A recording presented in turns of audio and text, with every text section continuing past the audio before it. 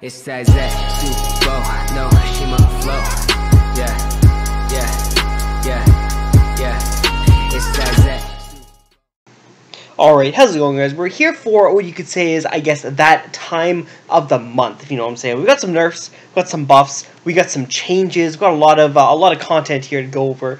Archbearers, just in general, when it comes to patches, I feel like they much prefer to kind of nerf everyone as opposed to buff everyone, which is, it's an interesting route to take, I suppose you could say. It's nice because it always gives somebody something to complain about, which is good, you know, keeps conversation going in the community and stuff like that. But anyways, I guess we will start going over some of these stuff. There's a lot of kind of explanation stuff, so I'm just gonna go over a bunch of stuff. So the first change here is pretty cool. The mastery additional buff, the superhuman path. This is really cool. This makes characters like Hunwu, who really like getting a lot of mastery really quickly. It's a nice little buffer for them. They were kind of a little bit weaker in this the newest patch anyways because of the cap, but now that you have this, that kind of alleviates that a little bit. So if you can just spam your way and get up to double S as quickly as you can, then it is for sure going to reward you. So I do like this. I think this is kind of cool. It seems like kind of a roundabout way of going back to the original mastery system. In a sense, obviously it's not the same, because obviously it's not the same, but it seems like kind of a roundabout way to going to what was very similar, I think, to what we had before. It's obviously very different. You have to get to that rank, and then once you get to that rank, you have to you only get one attack increase for every 8th. So obviously it's different, but and I do like this change. I think it's very nice. It rewards you for getting up to this this echelon of mastery, and that's good. Being able to reward the player for that is really nice. I actually have a graph on one of my patch analyses. I might put it up here on the screen if I can find it on my computer, but I did make a graph that kind of detailed the differences of the mastery on a graph to kind of show you guys what the main differences is. So like I said, I'll try to find that. If not, then just take my word for it and look through my win rate videos and find it yourself, because I think it's pretty cool to kind of compare the two of them. It's a very interesting thing. Now, moving on from that, like I said, characters like Hunwu are definitely going to appreciate this change a lot. But moving on from that, we have the mastery changes right here. I think this is primarily to help out Alex, because I think Alex was very annoyed by the changes to the mastery, because he went down to E instead of E+, so he lost a lot of versatility right there. So I think the main reason for this change right here is kind of help out Alex, and they also made him E+. They did some things to help out his versatility, which we'll get into later. So like I said, I think this is mainly to help out stuff like Alex. I don't think this is going to do anything for something like Jenny. Like, if you play Jenny, like, 15 hits to get up to D isn't worth starting with your other mastery, your non-random stats mastery, because, you know, like you said, like y'all already know, Jenny doesn't have that HP backbone to push her along the way. So she needs everything she can get in the early game to really make her excel. So yeah, this isn't going to affect her. This could affect something like Sylvia to an extent, maybe, because Sylvia is always kind of in the fight, so she has more opportunities to hit people a lot. So I can see that to an extent this might affect something like Sylvia. So I guess we'll have to see in the future. I definitely like the idea of I definitely like the accuracy, because missing early game is just AIDS. Missing period is AIDS. Okay, I hate that's like the worst feeling in the game. Missing and getting critted are probably the two worst defenders in this game. I don't know what I'd put worse. They're both very annoying. And like, look at this, 66%. Like, whose man's is this?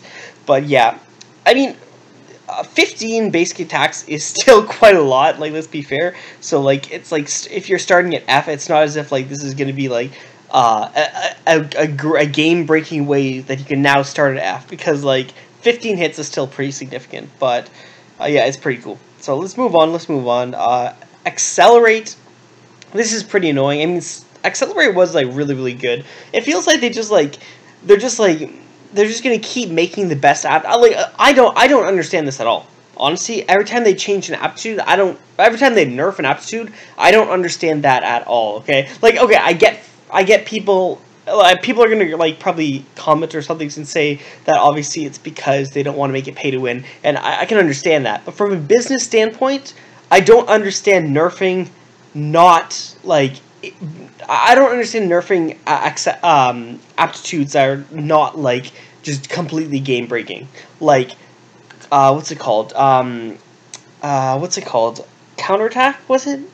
Yeah, the counterattack. The old counterattack was like the best aptitude in the game, and like everyone used it. But like the thing is, like you could still play against people who had aptitude if you had breadseek. You know, it wasn't like the tool that just won you the game. It's just that it was like insanely good. So I like from a business standpoint, I don't understand nerfing aptitudes because that's where you're getting money from. But people buying aptitudes. So from a business standpoint, I never understand this.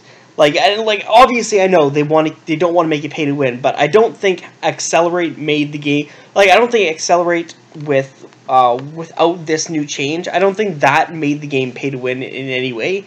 So like nerfing it just makes people want to stick with breadseek a little bit more, which I mean by all means I'm fine with because I usually don't buy aptitudes because I'm cheap. But from a business standpoint, I don't see where this is coming from. But anyway, I guess we've been talking about the business standpoint. In-game effects, it's still going to be good. It's still going to be good because stamina is such an important thing that people... It's such an important thing that people would like to not put focus on, if that makes any sense. Like, nobody wants to go throughout the game and keep managing their stamina items. Like, it's a bitch to manage your... It's a bitch to manage your health, let alone your stamina. So it's a bitch to have to do that, so... Anything that can kind of alleviate your stamina a little bit is very helpful. So I think obviously Accelerate is still going to be fantastic. It's still going to be, I would assume it's still going to get a lot of usage, just because it's a solid thing to do. It's a solid aptitude still, even with this change. And they even say in this patch, I don't know if I went past it or if we're going to go up to it, but they were mentioning about this patch how stamina has such a big impact on this game, and for that reason they are looking at a few things that affect stamina rather in this patch. So they're looking at William. They're looking at Dharma Chakra, which is kind of a bit of a meme to say out loud. But yeah, they're looking at those things because, like I said, they acknowledge that stamina is such a important factor in this game, and they really want to kind of control that a little bit. Minimap, following redefinition of UI casting game of players. Counterattack ambush get cancelled when you open up the minimap. Resting, oh, good. Oh, that is nice. Resting, treating, first aid, now don't. Oh, that's beautiful. It should have been like that before. I mean, it was like that before, and then they changed it, right? But okay, that's really nice. That's really nice. Special items as well. That's pretty cool. Not that really matters, but that's pretty cool. Actions that were canceled when getting shot by field skills. Oh, that's weird. Okay, that's pretty cool. Yeah. Okay, let's see. Let's look at this right here. Disable hacking in the last restricted area.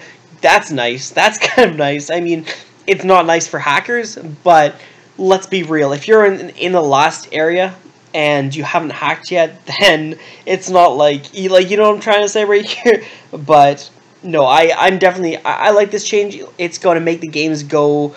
I mean, me talking right here is kind of like with the implication that you see hackers commonly, but like this is nice because it makes the games go quicker. Like if you have to if JP or if anyone rather hacks in the last area, then you're making the game go on for a lot longer than you would much rather like it to get. Like if you've already gone all the way down to a single area, then like you just want to end the game, you know what I'm saying?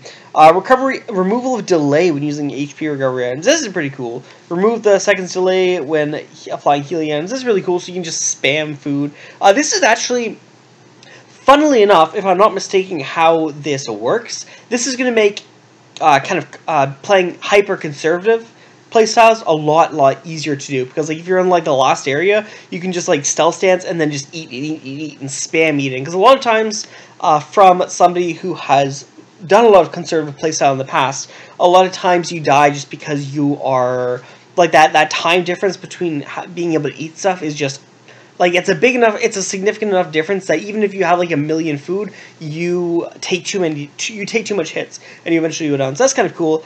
Removal of spectator mode, that's unfortunate. I really like spectator mode. Okay, we won't go over all this stuff because we're going to go over it right here. So Jan, our boy Lucio is hopping into the ring. That's pretty fun. Jackie, this is a cool change. You'll notice if you look at the win rates, Jackie has always been kind of consistent, I would say. I think she's been fairly consistent. This is probably one of the first kind of changes to her abilities, which is pretty cool. Her ability has always been very dominant. It's just the issue has been getting that ability activated, in my opinion. So if she gets her ability activated, then she can be very dominant. Her very consistent.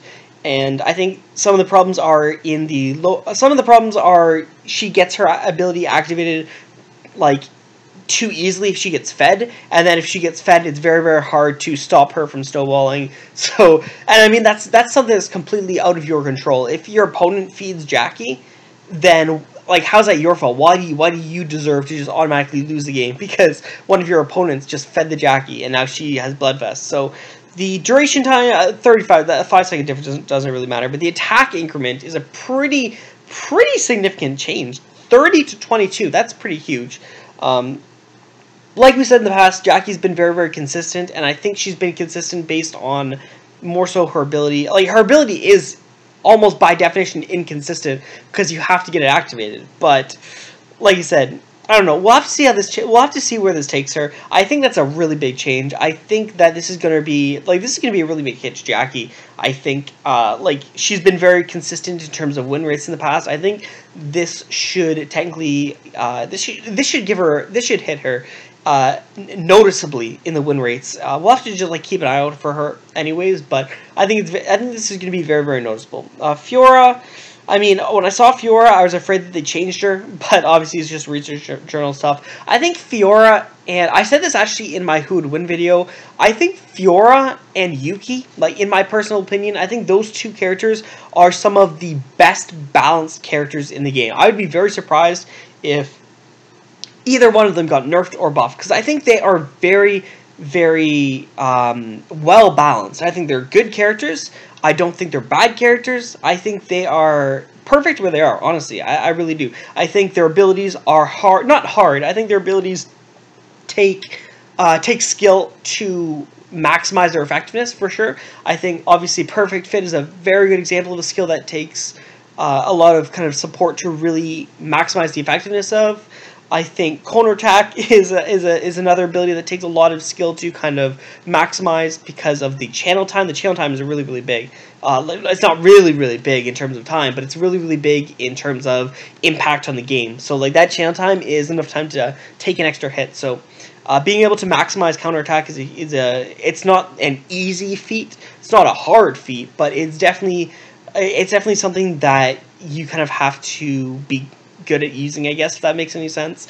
And then after that, you just got like really solid abilities. Like Weapon Polishing is just a solid ability. Otashi is a very solid ability. Having a silence in Black Survival is like one of the coolest things. I really love the concept of having a silence in Black Survival, because like, it's such an ability oriented game, or it should be. I don't know. It's probably very dependent on just damage just in general, but it's a very, I think, ability-oriented game, so having that silence is just really cool. I really love the concept. So that's just a brief rant. Sorry about that. Hanwoo dropping his hand mastery and the growth is a little bit annoying. The armor growth isn't really the end of the world, honestly. 61, technically 62 to 58 is not really the end of the world or anything like that. The hand mastery is a little bit annoying. They changed this obviously because of the Superhuman Path, I believe it's called, the changes to the mastery, because like I said, those are going to be benefiting Hanwoo for the most part,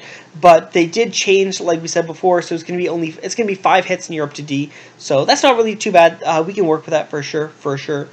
Yeah, like I said, like Hanwoo, I think Hanwoo's in the past been very solid. I think, like, in the past, every time they make a patch and change Hanwoo, I feel like everyone says, oh, Hanwoo's garbage now. And then Hanwoo does fairly consistently on the win rates. And, like, he gets, like, he's probably, now that Leon is, like, now that Leon is you know what I'm saying. Now that he is where he is right now, Hanu is probably going to be very consistently getting the highest usage, in my opinion, until people pick up stuff like I don't know. I don't want to make any predictions of that, but I think Hanu is going to be very. Hanu has always had a lot of usage. I think it's going to continue to have a lot of usage, and I think he's going to be continuing to be very consistent, if not better, in my opinion. William, this isn't really going to hurt him. It's an interesting change. Like we said before, Archbear's kind of acknowledged the importance of stamina, so they changed Inning Eater a little bit, move searches, so every 10th move to every 9th move, so you get that to activate a little bit more often. Frequency is going to be increasing, but you're going to have a little bit less stamina that you get. It's still interesting. It's still good enough because you still do get recovery every once in a while, so I do still kind of like it. But William, in my opinion, is the new Leon anyways, in the sense that he's not good because of his abilities. He definitely appreciates his abilities, don't get me wrong. He appreciates the stamina. He appreciates Breaking Ball, although I personally think that's a terrible ability, but other people really, really like it. Like, unless you can, like, hit someone like 0 HP and, like, get that big damage, I just think it's like a ability that's, like, a non-factor. But basically what I mean is, like, William's good because of his stats. Like, he's got like the massive stamina stat, which in a sense, Inning Eater is just like making your stamina stat even bigger, and you don't have that you don't have an ability, which is in a sense like you just pretend that you don't have an ability and just increase your stamina bar, and you kind of get what William is. So like William, he's like the new Leon in that sense. Like, he's has very good stats, and he's very easy to play, and he doesn't take a whole heck of a lot of skill to really get a lot of effectiveness out of him in that sense. So I think William, like, in my opinion, like, for all those people who just chose, all those people who bought Leon way back in the day just because they're like, okay, Leon is stupid, Leon's, like, really easy, I don't need any skill to play this character. It surprises me that they haven't transitioned to William yet, in my opinion, because, yeah, like, that, William just really strikes me as, like, the new Leon. But anyways, moving on, Rosalio, these are pretty big. These are pretty big changes right here. His HP down to 200 is pretty big. Like, that's one of the lowest HP, like, ignoring characters like JP and Jenny, who are non-characters, they don't exist. 200 HP is one of the lowest HP stats in the game. Like, that's really crazy. He's got really nice starting HP. It's like 130 something. So he's definitely got really nice starting HP. But like these are really big. These are really significant changes to Rosalio, in my opinion. Like, again, going back to it, his starting stats are nice. It's just he's not going to be scaling into it very well anymore. So that's pretty big right there. And the other thing is 58. 58. Back in the day, I guess 58 wasn't like crazy because a lot of characters had 58, but nowadays 58 is pretty good to have 58, because like I said, they've been changing characters' attack stats up and down for a long time. So nowadays 58 is pretty good, and I think that's what Rosalio kind of relied on in the past, is having that important benchmark on your stat attack. But I don't know. The HP stat change is pretty big, and then the stat attack is kind of rubbing salt into the wound. I definitely think that the stat attack change is going to be very noticeable. It's going to be noticeable for sure. It doesn't seem like it's going to be noticeable because it's like 0.1, but it's definitely going to be noticeable, especially in the late game. I think both of these in tandem, you're really going to feel the crunch on Rosalio into the late game, which is unfortunate. Actually, no, what the fuck am I saying? Good, get Rosalio out of here. I fucking hate Rosalio. Get him out of this meta. I'm happy about these changes. I'm very happy about these changes. I forgot that I was happy about these changes, but you know what? These are the best changes that Archbears had. This is the best change Archbears has made in a patch in a very long time. Get Rosalio out of my face. Okay, so Nadine, not really anything crazy, just changing the armor growth from 2.2 to 2.0. Nothing crazy. You see the 5-star changes is very little anyways. Hagen is just research journals. And then yeah, we get to Alex, which I mentioned. Stealth effect ignored in the research center, so no more hack licks. That's going to make the game a lot more fun to play, because nobody likes Hacklex. Nobody likes losing to a Hacklex, let's be real. And the Master Change, E to E+, this was something that they should have had at the very beginning of the Master Change. It should have just always been E+, but I guess with people complaining enough, they finally get up to there. The downside is that you're changing raise 2 ranks to raise... actually, what am I saying? That's the same thing. I'm retarded. I was thinking the raise 2 ranks, but yeah, you already raised it up 1. So yeah, never mind. There's no downside. It's just back to what it should be. They dropped it by 2, and they dropped the growth by... Yeah, they dropped the attack and they dropped the growth significantly, so you lose a lot of damage, but you're gaining a bit of versatility. But like we said before, 58 is a benchmark, and we're no longer hitting that benchmark. We're going very, very low. So it comes down to how well you can use the versatility of Alex, because he still has a lot of versatility, but missing out on that benchmark is going to definitely be very, very annoying for him, I gotta say. So we'll have to, we'll have to see how this works. We'll definitely have to see how this works. Like, being at E+ on any master you want is nice, but like I said, not hitting that 58 benchmark is a very unfortunate thing to do, I think. It's an unfortunate, like, nerf to get. Research Journal, Magnus, attack growth dropping by 0.1, but that's not really anything too crazy. Sylvia, attack stat going up by 1. This is a pretty big change to the attack growth by 0.5. That's actually pretty big. Like, all these characters who had this 58 benchmark, it looks like they're trying to do the opposite of a power creep, if that makes any sense. I don't know what I would call that. The opposite of a power creep. I have no idea what I would call that, but it really looks like they're trying to go the opposite of a power creep, because they had a lot of characters who were very well known for their damage, and they would hit that benchmark at 58. And now we're seeing all these characters drop to very, very low. So Sylvia's down to 51.7. We said before, Alex is 53.4.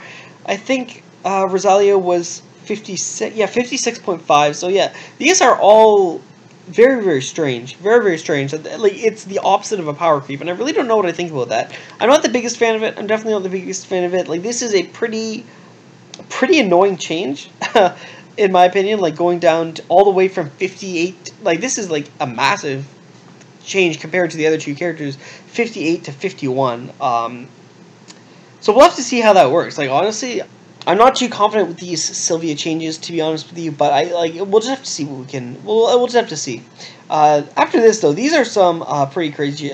They changed the Dharma Chakra, like I said, to impact stamina a little bit less.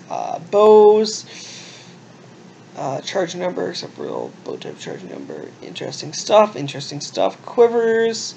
You get more in them. I like that. I like that. Okay, these are pretty big changes. So. I mean, they removed the recovery time, but these are actually some pretty big changes. And pretty much all of these got hit in quantity. So before we get into it, I want to talk about the fact that because we got a hit in quantity, this is kind of a bit of a hit to Xiukai, because Xiukai always prefers, or for the most part, prefers quantity over quality, if that makes sense.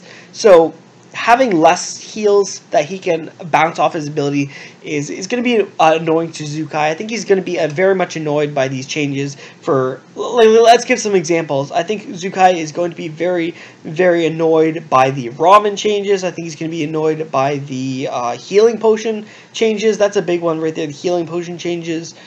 Yeah, I think those are the main ones right there. But let's see. So ramen, 50 to 40, that's not too crazy, the ramen, because the best part about ramen was making it into garlic ramen. First aid kit, this is interesting. I'm not sure I like it. You get 76 up to 110. I believe that Wickling will still drop 2 first aid kits. I believe. If it does, then that's kind of cool. But the first aid kit, 76 to 110, I'm not a huge fan of this, because you look below and it's changing the quantity from 2 to 1. So that's very unfortunate, honestly. It really is. But I mean, the fact that you still get the effect is kind of cool. But I don't know. not a huge fan of this as a change, but what can you do? Holy Water, this definitely makes sense. Like 101 healing at the very beginning of the game is very, very powerful, especially because if you start Chapel, oftentimes you can just stack like 3 Holy Waters, and then you're set for like the entire like early game stuff. So that's pretty cool. Herbal Medicine is not an item, so we don't talk about that because it's a non-item. Healing Potion, this is a pretty big thing. So 55 to 65, but you'll notice that the quantity goes from 4 to 2. So that's kind of annoying. I guess if you go with Herb into the what's it called, Tunnel, you're still going to get basically 4, because you're going to get 2 glass bottles for the 2 herbs, and you're still going to get like 4 healing potions. So I think that's still all right. Mocha Bread. This, I don't know. I'm not like, I've always been of the opinion that Mocha Bread is like the best like healing item in the early game, anyways. So changing the quantity is a little bit annoying. You go from 60 to 70, and then you change the quantity from 3 to 2, if I'm not mistaken. Where is it? Mocha Bread, yeah, 3 to 2. It's still going to be like an insanely good early game heal. Honestly, like it is, like, and the fact that it's even more is just even better. It gives you more fighting opportunities, and it actually makes Mocha Bread better in the late game as well, which is actually pretty cool. Like all these items are now better in the late game, but worse in the early game, if that makes sense. Like, I think the biggest example is just the Mocha Bread. Like, it's a lot better in the late game because you have the higher amount of healing, but it's worse in the early game because it gives you less instances of aggression, if that makes any sense. So that's kind of a cool thing. Sashimi, this is a very interesting change. I mean, let's be real. I'm pretty sure Sashimi was like broken for the longest time, and they're only now looking at it. Like, you get way too much. The quantity for this is actually way too much. Did they change it? Yeah, 6 to 5. So that isn't really the biggest issue. 70 to 44 is kind of annoying. I don't know. I stand by this change, honestly. I 100% stand by this change because, honestly, this item was broken, okay? This was, like, the best healing item in the game. Imagine getting 70 heals. Like, that's some pretty broken shit right there. Honestly, I stand by that change. Tuna Can, I mean, I still don't see you making Tuna Can over Sashimi anyways, so I don't really see this as a major impact in the game. Glazed Sweet Potatoes, 95 to 85, and then, let's see, quantity down to 2. This is okay. This is okay. It still gives you recovery. If you're like one of those people who just spam the hotel, it still gives you recovery. 285 heals is still pretty nice in the early game. I'm still okay with that, honestly. Pickled garlic. This is like, they've tried to nerf the shit out of garlic items this patch, which is very annoying. But I don't know. I guess it puts a lot less dependence on hunting the bear. So it I guess frees you up if you want to hunt the gorilla, if you want to try and go after Wickley, and if you want to do anything like that. It frees you up, which I can definitely respect for sure. But like, goddamn, they really tried to fuck around with the garlic things. Like, this 85 to 39, like, what? Pickled garlic, though, let's see, you get 1 extra. So honestly, like, let's be real for a second here, right? It's hard to decide. Like, I'm not really sure what I want to do with the garlic that I get this game. Like, if I get a garlic, I can get 44, was it? 539. I get 539 healings, which is not gonna tide me over into the late game, and odds are I'm not gonna get this in the early game anyways to get that benefit out of it. Honestly, like, if the early game, odds are I'm not gonna get garlic, so I'm not gonna have the chance to make the pickled garlic in the early game, and in the late game I'm not gonna want 540 healings, honestly. So I feel like I would still put it into garlic ramen, even though the really, really annoying part is we only get 1. 3 to 1 is a massive change. I feel like I would still prefer my garlic into the garlic ramen, but the main thing I want to talk about is, in the past, when you got garlic, you could just like hold on to garlic until you got ramen, because garlic ramen was like the best non-RNG item, a food item in the entire game. Like, it was amazing, garlic ramen. So like in the past, you'd get garlic and you wouldn't try to do anything else. You would just wait until you could just wait until you actually found ramen and then go from there. Nowadays, because you get one in quantity, I feel like if you don't have the ramen, you don't have to like specifically just go for the ramen. It clears it up a little bit for that, if that makes any sense. I still think that the best use for garlic is going to be the garlic ramen in this patch. I still think so because it's consistently high healing. It stacks. That's a really big thing. It stacks, so it's better. It's a little bit better, I think, than something like garlic bread or even the pickled garlic in that sense, because pickled garlic you have to consistently find soy sauce, whereas the garlic ramen is going to be very, very easy to stack multiple instances of it. It's going to run out very quickly, though. Like, be very aware that it's going to run out very, very quickly. So yeah, that's a little bit annoying. Braised potatoes, 90 to 90, what? Let's see what they changed the quantity on. 3 to 2. Honestly, that's fine. That's still fine to me. Like, honestly, 290 healings is pretty good for what you get out of the recipe. I'm a fan of that. Braised burdock, 70 to 60, and we have 4 to 3. Honestly, braised burdock gave a lot. It gave a lot of quantity in the past. I think the most annoying thing for me is the 70 to 60. Like, I'm okay with the quantity change. I definitely see that being needed.